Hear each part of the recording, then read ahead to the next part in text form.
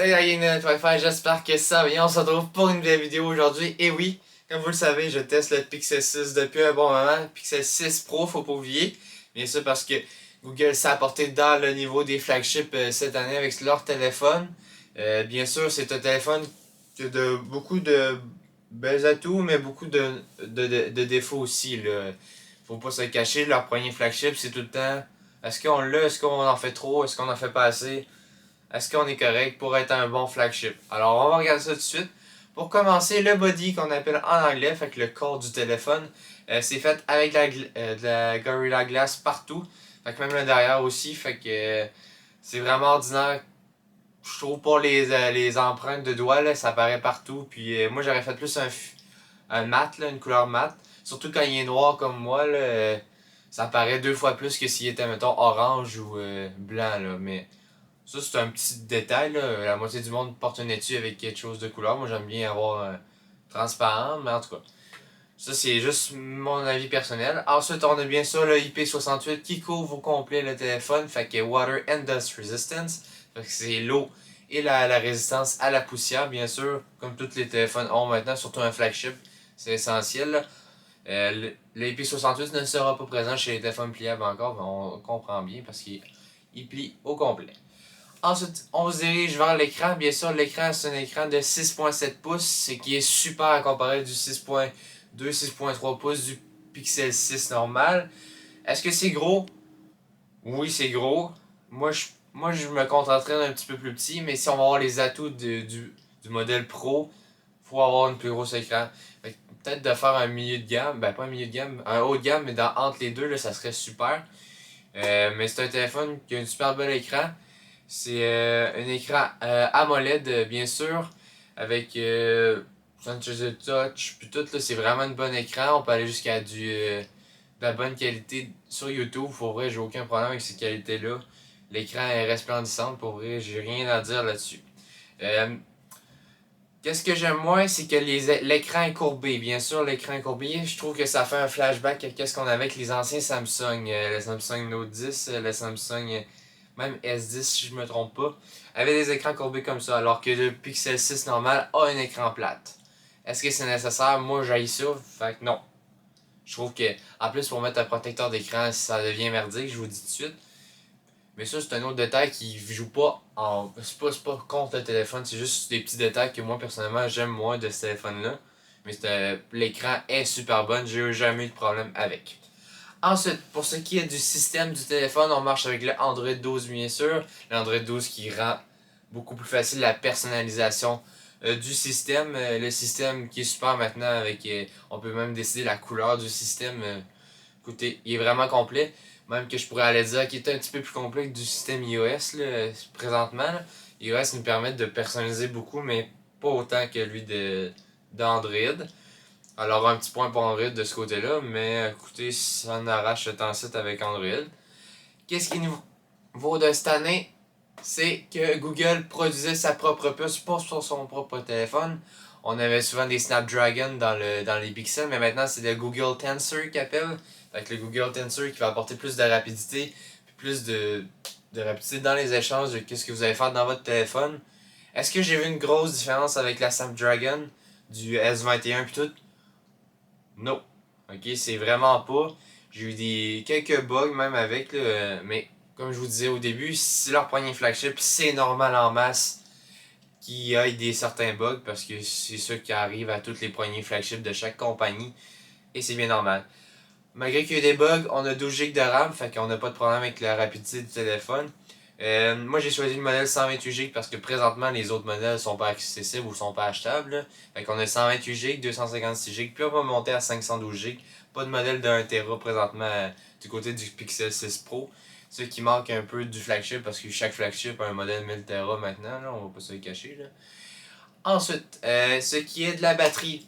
Batterie, comme je vous ai dit, que j'ai passé du iPhone 13 Pro, que la batterie était sublime. La batterie du Google Pixel 6 Pro reste à désirer. Pour vrai, moi, j'ai pas capoté. On t'offre en masse une journée. J'ai aucun problème. Moi, avec mon utilisation, je t'offre une journée. Je me rends à 30%. Là. C'est vraiment le premier 50% qui est long à s'écouler, puis après ça, ça descend vite. Demandez-moi pas pourquoi, je sais pas, mais en tout cas, c'est ça qui se passe avec le Pixel 6 Pro. Moi, qu'est-ce que je fais? Tu sais, je joue pas, je game pas sur mon téléphone mobile. Fait que, tu sais, c'est tout le temps Facebook, Instagram, mais tous mes réseaux sociaux, ou même YouTube, mais tu sais, c'est juste ça, là, moi j'aime un point. Moi, c'est une batterie de 5003 mAh quand même, c'est une grosse batterie. Mais qu'est-ce qui est bon aussi avec ce téléphone-là, c'est que la charge rapide est disponible avec le 30 watts, fait qu'on n'a pas de problème. Moi, après 20 minutes, il se recharge à 80% là, quand il est à 30. Là. C'est super pour ça. On a bien sûr le wireless charging, fait que le chargement sans fil.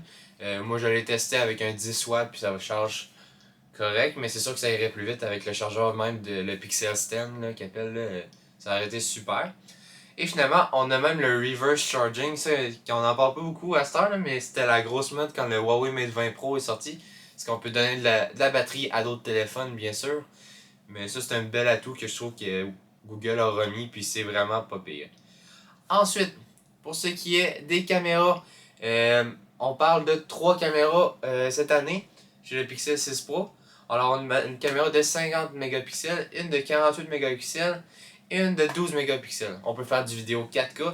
Bien sûr, on a la ultra wide angle, fait que la ultra grand angle, puis la wide angle normale, qui est la grand angle, tout simplement. Là, une autre chose à dire. Les photos, comment dire, pas autant bon que le 13 Pro, bien sûr, mais tu sais, vous allez voir une bonne différence de prix. Mais quand vous avez une bonne luminosité, puis tout, sont parfaites les photos, il n'y a pas de bug là, aucunement.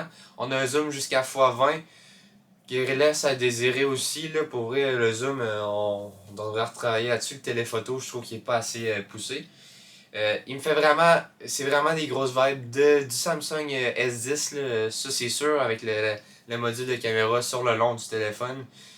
Moi personnellement, je trouve pas que c'est un design qui sort beau. Mais écoutez, il faut tout commencer à quelque part dans les flagships. Fait que moi j'aimais mieux l'ancien modèle de caméra, là, sur le coin à droite ou à gauche, comme l'iPhone. Euh, Ensuite, bien sûr, on a le son qui sort d'en bas, bien sûr, puis on a un petit haut-parleur à travers l'écran, bien sûr. Pour le son, je trouve qu'il sort pas autant bien que le Pixel 3 que j'ai eu il y a je peux dire qu'il y a un an. Mais il sort bien, je trouve qu'il sort pas assez clair le son comparé du 3A. C'est une petite affaire qu'ils ont délaissé d'après moi en produisant le téléphone. Pour ce qui en est des connexions, on a bien sûr le Bluetooth 5.2, on a le NFC qui se connecte automatiquement à des appareils Bluetooth, puis on a le USB type C bien sûr avec tous les téléphones, même la Apple devrait s'enligner vers ça aussi bientôt chez l'iPhone. Qu'est-ce qui est pour le déverrouillage du téléphone? On a bien sûr le code, mais on a le Finger ID, pas de Face ID pour l'instant chez Google. Ça devrait s'en venir dans les prochaines mises à jour, mais je sais pas comment ça va sortir parce que ça devrait être avec la caméra, puis on sait jamais, ça sera pas comme un iPhone. Là. Moi personnellement, je trouve ça vraiment dur maintenant avec un Finger ID. Je trouve que ça ouvre vite, mais c'est pas. Des fois, dès que tu as le doigt mouillé, dès que tu as le doigt un petit peu ratatiné, ton téléphone ouvre pas. C'est ça qui est plate un peu avec ce téléphone-là, je trouve. Puis en plus, si tu mets un protecteur d'écran, là, ça marche pas pantoute. Là. Moi, j'allais essayer, puis j'étais pas capable d'ouvrir mon téléphone jamais presque avec mon doigt. Fait que c'est tout pour qu'est-ce qui est du physique du téléphone puis de l'intérieur. Ce téléphone-là, personnellement, c'est un super bon téléphone pour commencer un flagship. Faut se dire qu'il commence il revient à peu près à 1350$ avec les taxes au, euh, au Québec. Là. Fait que c'est vraiment pas cher pour un téléphone flagship, bien sûr. Mais tu on a des désavantages aussi avec cause du prix. Là. C'est sûr qu'on n'a pas tout le gros là, avec l'iPhone 13 Pro ou la 13 Pro Max. Mais c'est un bon téléphone en gros. Euh, Comme vous savez que j'ai moins aimé, c'est vraiment les photos dans le noir, ça sent vraiment ordinaire. La batterie, elle peut être ok. Euh, Qu'est-ce que j'ai aimé, ça que j'ai pas mentionné, c'est le 120 Hz. Le 120 Hz qui nous lâche pas, le défilement va super vite quand tu es sur Facebook, sur Instagram ou quelque chose de même. On peut bien sûr décider d'aller à 60 Hz, mais c'est pas l'idéal. Vous payez pour un 6 Pro ou vous payez pour le 120 Hz parce que le modèle 6 n'a pas le 60 Hz. Pour ceux qui ne savent pas c'est quoi le Hertz, c'est vraiment la rapidité du défilement, le rafraîchissement de l'écran, c'est juste ça. Euh, pour les couleurs à faire pour ce téléphone-là, on a bien sûr Cloudy White, tous des beaux noms. En français, je les aime pas, fait que je les nomme pas. On a Certa Sony, puis on a aussi noir comme ça, c'est pas beau comme nom, j'aime mieux dire noir, ok? Fait que c'est ça pour ce qui est du téléphone. Moi, personnellement, je le recommande pour du monde qui veulent pas mettre 1500$ dessus. 1300$, je trouve que pour un flagship, c'est raisonnable. Bien sûr, c'est pas accessible à tout le monde, mais si vous voulez aller vers le Pixel 6, il n'y a pas grand chose qui change là, pour les côtés en aluminium et tout là, mais c'est vraiment un bon flagship de départ pour chez Google. Est-ce que je vois la différence avec le Tensor puis le Snapdragon? Pas pantoute personnellement, là, mais en tout cas. C'est ça pour ce qui est du téléphone. N'oubliez pas de poser vos questions en commentaire, j'ai aucun problème pour ça, là, pour vrai. C'est un nouveau téléphone, on s'en va dans quelque chose de nouveau. Qualité-prix, c'est un super bon téléphone. En général, c'est ça. On se dirige maintenant du côté du concours. Bien sûr, j'avais annoncé sur Facebook qu'est-ce qu'il allait été tiré. Si vous n'avez pas vu, ça va être un Amazon Echo de Amazon, bien sûr. Le Echo Dot, la dernière génération qui est sortie. Alors, pour ceux qui connaissent pas, c'est comme Google Home, c'est comme Home Mini. Fait que c'est super. C'est petit, ça fait de la musique, ça joue Bluetooth, ça répond à tes questions les plus niaiseuses et les plus intelligentes, bien sûr. C'est une valeur assez élevée. Fait que pour participer au concours, bien sûr, il va falloir être abonné, liker la vidéo et bien sûr, la commenter. La commenter, ça veut dire bonjour, je veux participer au concours, bien sûr, parce que moi, je peux pas tout le temps identifier tout ce qui est que vous commandez dans chaque vidéo. Fait que je vais vous demander de commenter cette vidéo-ci si vous voulez participer. Parce qu'à un moment donné, des fois, ça s'étend un peu partout. Puis c'est un peu plus dur. Si vous voulez avoir une participation de plus, vous devez partager la vidéo. Fait que c'est simple. Être abonné, liker la vidéo, commenter la vidéo. Et pour une entrée de plus, partager la vidéo. C'est tout ce que je demande pour gagner ce Amazon Echo Dot là. C'est un super appareil. Alexa nous déçoit pas. Moi, des fois, j'aime mieux Alexa. J'ai la Google Home Mini, puis j'ai Alexa aussi chez moi. Puis Alexa, des fois, est plus rapide que Google, puis etc. Fait que c'est ça pour le concours. Merci d'avoir écouté.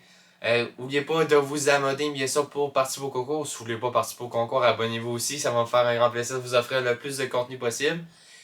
Et je vous offre plusieurs contenus dans le temps des fêtes le plus possible, j'espère. On se dit à la prochaine. Ciao!